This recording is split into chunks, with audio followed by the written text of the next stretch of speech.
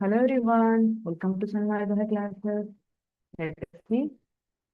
Main question 3 is matter around a sphere. Answer the following question. Question number 16. What are alloys?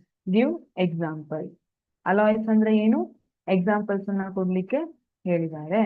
So, alloys are homogeneous mixture of two or more metals or metals with non-metals.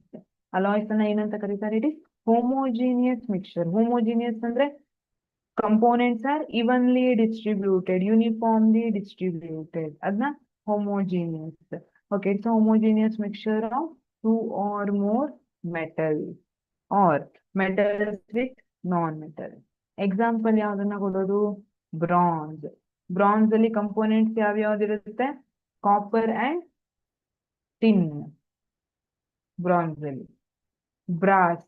Brass ಅಲ್ಲಿ copper and zinc are the components. Usually brass ಅನ್ನ ಎಲ್ಲಿ use ಮಾಡ್ತಾರೆ? Door LOX ಅಲ್ಲಿ use ಮಾಡ್ತಾರೆ. ಕೆಲವೊಂದು musical instruments ಅಲ್ಲಿ brass ಅನ್ನ use ಮಾಡ್ತಾರೆ. ಬ್ರಾನ್ಸ್ಗೆ ಬಂದ್ರೆ ಯೂಶುವಲಿ ಮೆಡಲ್ಸ್ ಅಲ್ಲಿ ಯೂಸ್ ಮಾಡ್ತಾರೆ. Stainless steel. Stainless steel components ಅಂತ ನಿಮಗೆ ಗೊತ್ತಿದೆ.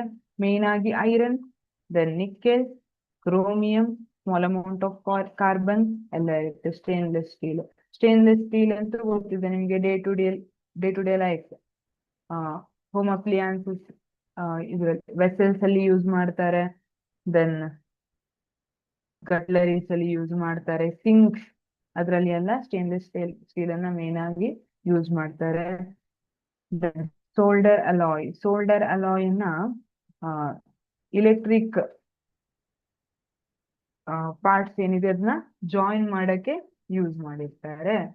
ಇಲೆಕ್ಟ್ರಾನಿಕ್ ಕಂಪೋನೆಂಟ್ಸ್ ಏನಿರುತ್ತಲ್ಲ ಅದನ್ನ ಜಾಯಿನ್ ಮಾಡಕ್ಕೆ ಸೋಲ್ಡರ್ ಅಲಾಯ್ ಅನ್ನ ಯೂಸ್ ಮಾಡ್ತಾರೆ. Gun metal. ಗನ್ ಮೆಟಲ್ ಇದು ಕೂಡ ಕಾಪರ್ ನ ಅಲಾಯ್ ಇದೆ. ಜರ್ಮನ್ ಸಿಲ್ವರ್ ಕೂಡ ಕಾಪರ್ ಮತ್ತೆ ಬೇರೆ ಬೇರೆ ಕಂಪೋನೆಂಟ್ಸ್ ಇರೋ ಅಲಾಯ್ ಇರುತ್ತೆ. Thank you.